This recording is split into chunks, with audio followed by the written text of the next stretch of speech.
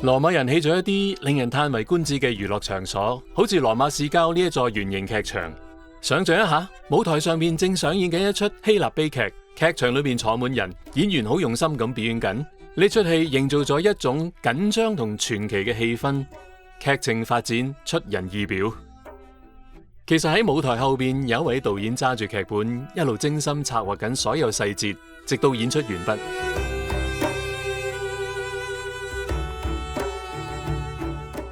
冇一個比喻係完美嘅，但呢個舞台同導演嘅比喻確實可以幫我哋了解上帝點樣透過人類歷史成就佢嘅旨意。當然舞台上面有好多唔確定嘅因素，因為我哋係用自由意志喺呢個世界上面行事。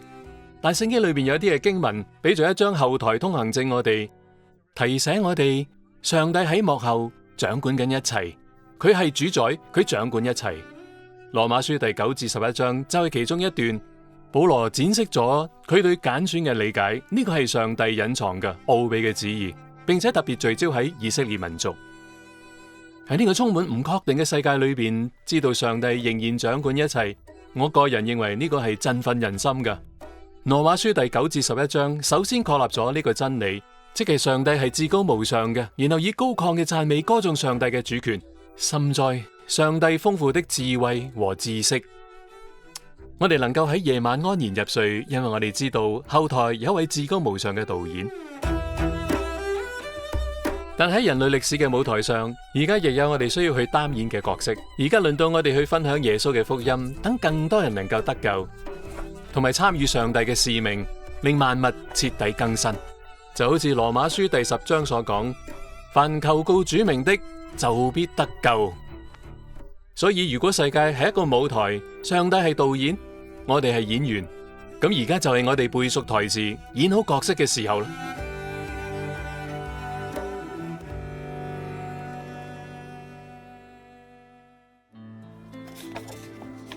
耶穌基督的僕人保羅，奉召為使徒，特派傳上帝的福音。我對你們舉薦我們的姊妹菲比，請你們為主接待她。我寫信給你們在羅馬為上帝所愛，奉召作聖徒的眾人，願恩惠平安從我們的父上帝並主耶穌基督歸於你們。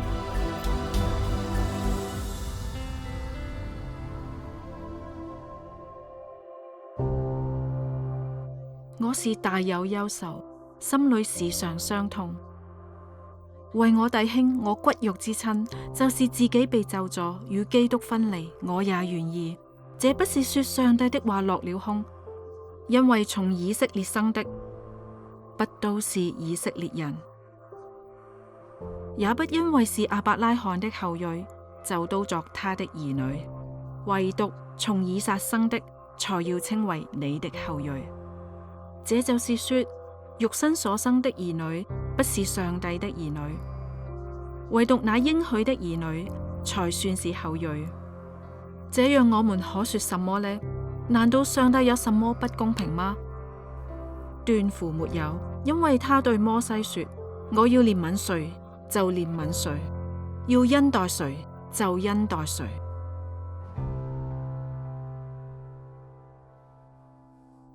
當我哋思考上帝喺幕後嘅旨意嗰陣，我哋會發現呢一切都係以以色列民為中心。呢個可能會令你驚訝，但上帝就係選擇咗用呢一種方式行事。佢最初揀選咗一個民族，為所有民族帶嚟盼望。回想佢對亞伯拉罕嘅應許，透過你嘅後代，地上的萬族都要因你得福。因此，羅馬書第9至11章嘅核心係一個謎題：點解上帝揀選嘅子民唔接受自己嘅彌賽亞？難道上帝嘅旨意落空咗？保羅係猶太人，所以呢一個對佢嚟講係一個切身嘅問題。但佢亦都深信上帝並冇放棄以色列，就好似羅馬書所肯定嘅。就算百姓當中有人背信，上帝都始終係信實嘅。呢個唔通唔係一個好消息咩？喺深入探討呢一課嘅細節之前，等我哋先回顧下羅馬書嘅路線圖，同埋呢一集所處嘅位置。上次我哋登上咗山頂，透過羅馬書第8章欣賞永恆盼望嘅全景。呢一次，我哋必須穿越一啲棘手複雜嘅路段，進入奧秘嘅雲層中，睇到上帝對以色列同萬國隱藏嘅旨意。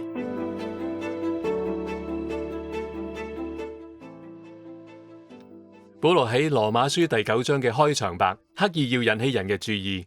佢話：為我弟兄，我骨肉之親，就是自己被咒詛，與基督分離，我也願意。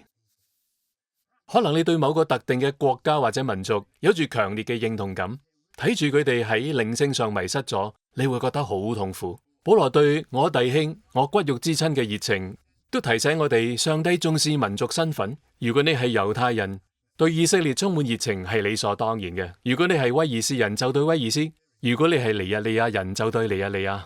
但就保羅嚟講，佢一定會覺得好困惑，睇到信奉異教嘅外邦人轉向以色列嘅彌賽亞，而大多數猶太人卻似乎堅決拒絕福音。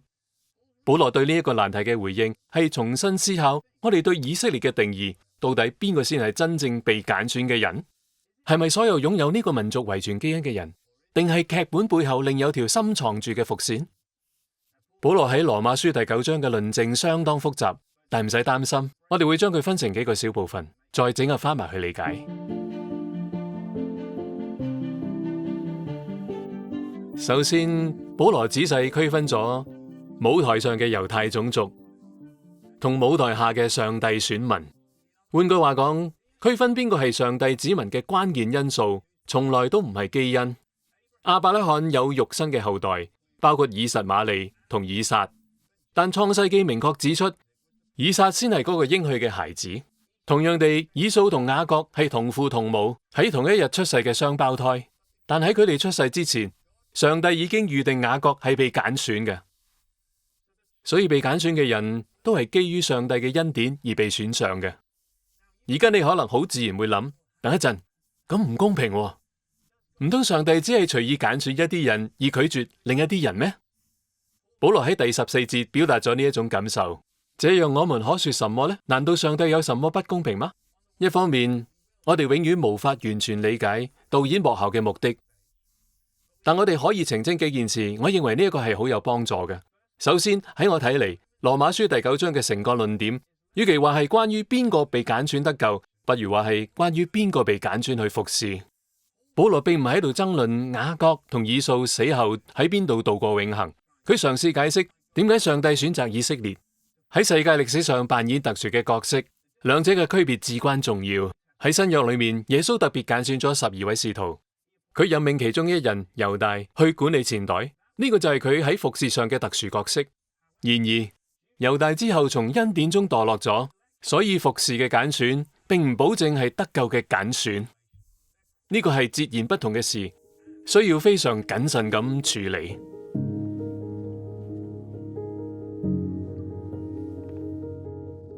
今日當我哋應用上述原則嘅時候，睇到上帝呼召唔同嘅人用唔同嘅方式服侍，呢個提醒我哋唔好拎自己同其他人比較。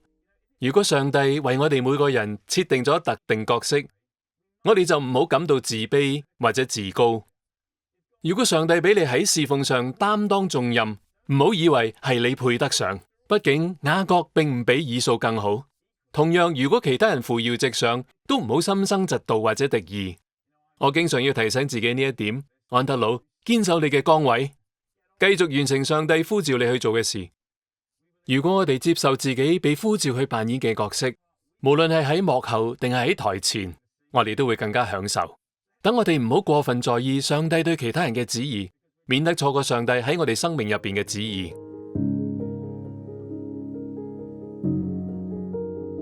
羅馬書第9章亦都提醒我哋，上帝唔係由我哋管理，佢亦都唔欠我哋一個解釋。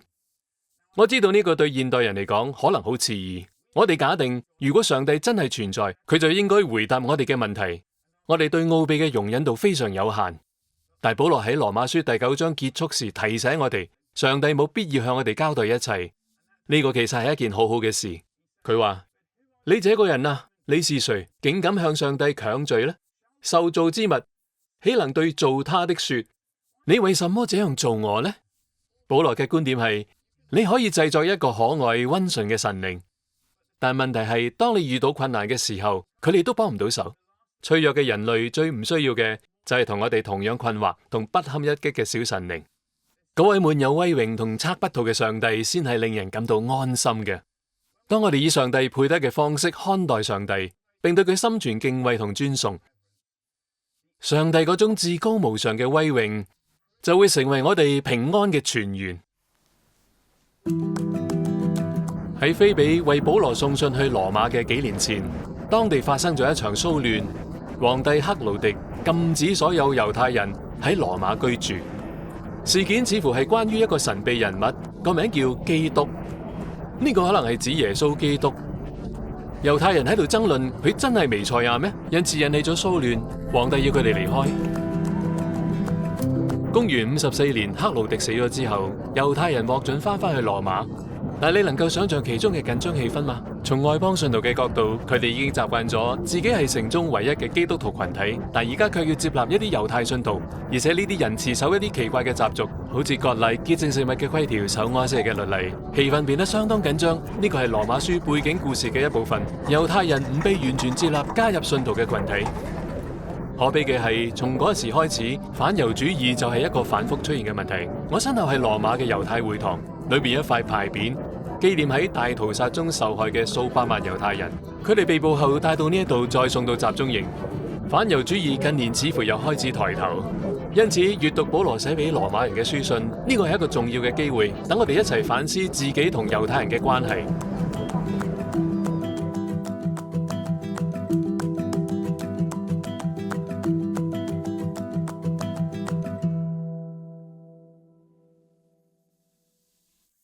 喺羅馬書第11章裏邊，保羅繼續探討上帝未來對以色列嘅旨意。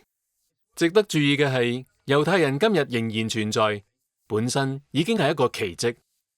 雖然曾經被好多強大嘅帝國征服，公元前6世紀嘅巴比倫人，第1世紀嘅羅馬人，20世紀嘅第3帝國，以色列今日依然存在，而嗰啲強大嘅帝國已經消失咗好耐。點解會咁？我相信答案喺舞台後面。上帝保守以色列人，因為上帝對佢哋有特定嘅旨意。然而喺羅馬書嘅第11章，保羅並冇提及聖地或者現代嘅以色列國。相反，保羅用橄欖樹嘅比喻嚟解釋以色列嘅未來。喺罕見嘅情況下，一棵休眠嘅老橄欖樹係可以重獲生機嘅。方法就係嫁接新枝。呢幅圖畫適用於外邦教會。佢哋接上咗猶太人嘅根，就好似野橄欖從老樹上面長出嚟一樣。因此，外邦基督徒唔尊重佢哋嘅根源，係完全唔合適嘅。歸根究底，我哋閱讀嘅係猶太人嘅聖經，敬拜嘅係猶太人嘅彌賽亞。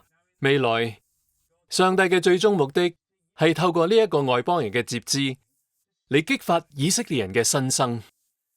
就算以色列似乎已經俾人斬咗落嚟，拒絕咗自己嘅彌賽亞，但佢哋將會重新嫁接，好似24節所講，然後猶太人同外邦人最終會一齊為上帝結出果實。保羅呢一個橄欖樹嘅比喻，揭示咗一個令人驚嘆嘅遠景。導演已經精心安排咗猶太人同外邦人嘅角色，呢個將會為世界帶嚟大規模嘅祝福。保羅甚至預言有一日，大量以色列人將會歸回。結束嗰陣，佢帶住盼望，但有一啲神秘咁講，有一天以色列全家都要得救。跟住保羅用一首優美嘅敬拜詩歌結束咗成個段落。保羅知道，我哋能夠喺後台打聽到嘅就係咁多啦。我哋冇辦法解開上帝所有嘅奧秘，相反，我哋要相信佢係至高無上嘅，佢做嘅一切都有美善嘅旨意。所以喺呢一個時刻，等我哋同保羅一齊敬拜，深哉上帝豐富的智慧和知識，願榮耀歸給他，直到永遠。阿門。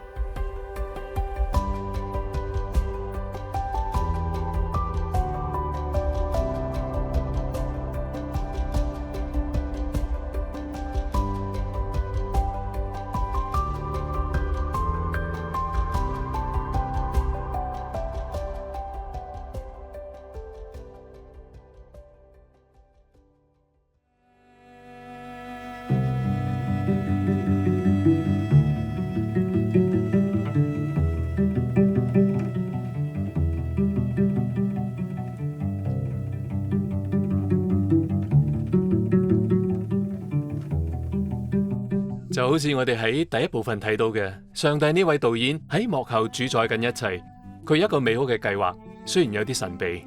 呢個涉及以色列同萬國，佢嘅一切作為都將會成就，使榮耀歸於佢。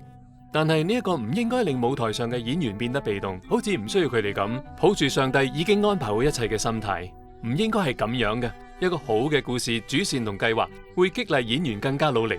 呢出戲係有目標噶，佢哋所有嘅努力都係值得嘅。喺羅馬書第10章裏邊，保羅轉移講到我哋嘅角色，同埋我哋可以點樣演好呢個角色。經過一番深入嘅神學探討之後，實踐嘅時候到啦。承認耶穌係主，到底意味住啲乜嘢？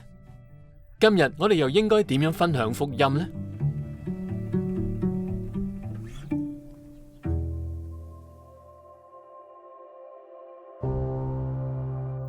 你若口裏認耶穌為主，心裏信上帝叫他從死裏復活，就必得救。因為人心裏相信就可以稱義，口裏承認就可以得救。經上說，凡信他的人必不至於羞愧。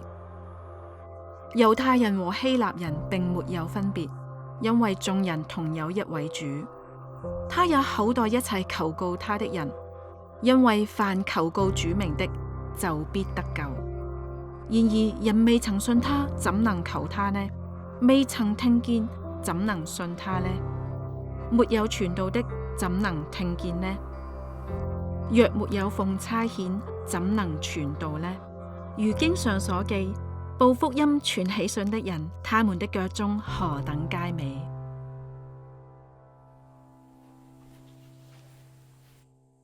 喺羅馬書第10章，保羅指出有兩種主要方式，等我哋而家可以喺舞台上服侍，達成上帝嘅旨意。首先，我哋必須承認耶穌係主。根據羅馬書第10章，福音具有徹底嘅包容性，同時亦都具有排他性。一方面，保羅刻意將舊約同福音進行對比。喺舊約裏邊，妥拉同其中嘅律法決定咗邊個被接納，邊個被排拒，就好似我哋所見到嘅，呢個係根據種族同宗教習俗，尤其係割禮。然而保羅喺第4節宣告，律法的總結就是基督。基督成全咗律法，並用福音取代律法。福音宣告，信心係成為上帝子民嘅唯一條件。所以福音具有徹底嘅包容性。上帝按佢嘅方式拯救外邦人，亦都拯救猶太人。冇種族歧視。耶穌嘅信息喺約翰內斯堡、喺耶路撒冷、伯利恆同埋北京都係一樣嘅。正如保羅所講，猶太人和希臘人並沒有分別，因為眾人同有一位主，他也厚待一切求告他的人。喺呢個比文化戰爭、身份政治同種族主義撕裂嘅世界裏邊，福音能夠化敵為友。因為福音有徹底嘅包容性，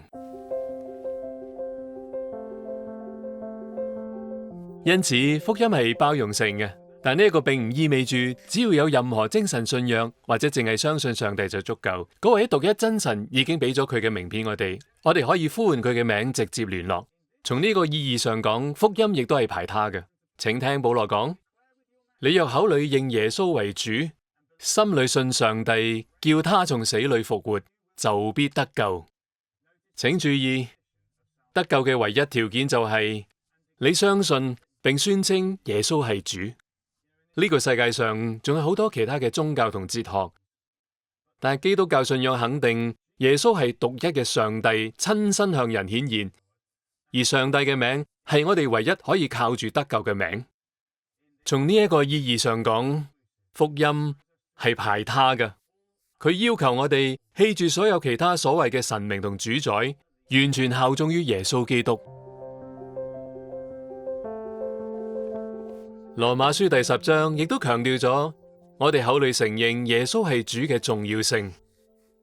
呢個意味住我哋唔單止願意喺心裏相信，亦都願意公開承認。我要講，喺青少年時期，我真係為咗呢樣嘢掙扎過。我生活喺恐懼嘅陰影中，向其他人隱藏咗自己嘅信仰。我只係想受歡迎，俾人接納。諗翻轉頭，真係一種令人筋疲力盡嘅生活方式。然而，當我開始研讀羅馬書，讀到第10章呢一段經文嗰陣，佢深深咁向我發出挑戰。我心裏邊已經相信咗，但係從來冇喺口頭上公開承認過。因此呢段經文將我帶到十字路口，而我做咗一個決定。幾個月之後，我企喺教會前面宣告耶穌係主，然後接受咗洗禮，證明自己相信呢一點。諗翻轉頭，對我嚟講都係一個重要嘅轉折點。恐懼嘅束縛俾人打破咗，一種新嘅屬靈確信開始出現。我想問下你，到而家為止，你有冇公開並明確地向人宣告耶穌基督係主？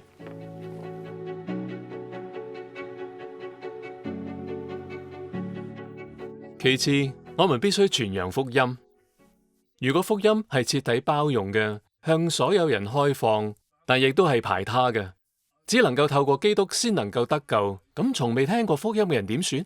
保羅冇直接回答呢個問題，但佢確實敦促我哋做好本分，要喺愛裏邊傳揚耶穌嘅福音。正如佢喺羅馬書10章14節所講：未曾聽見他，怎能信他呢？沒有傳道的，怎能聽見呢？呢度翻譯成傳道嘅詞，指嘅係報信者嘅角色。喺未有大眾傳媒嘅古代世界，報信者就係新聞報道員，佢哋走訪各個城市，喺市場同街道上邊宣佈重大事件。有啲重大事件可能已經發生咗，例如軍事上嘅勝利，或者有新統治者上任，但除非報信者報道，否則冇人知道。保羅用呢一個比喻嚟描述我哋作為基督徒嘅責任。喺耶穌嘅降生、受死同復活當中，一件重大嘅世界事件發生咗，佢為全人類贏得咗決定性嘅勝利。但係除非有人傳講，否則冇人會知道呢一件事。因此，上帝呼召我哋做報信者，離開我哋嘅舒適區，竭盡全力咁去分享呢一個福音。呢個唔單止係禮拜日嘅報道，更加係每日同我哋嘅朋友、同事同鄰居分享盼望。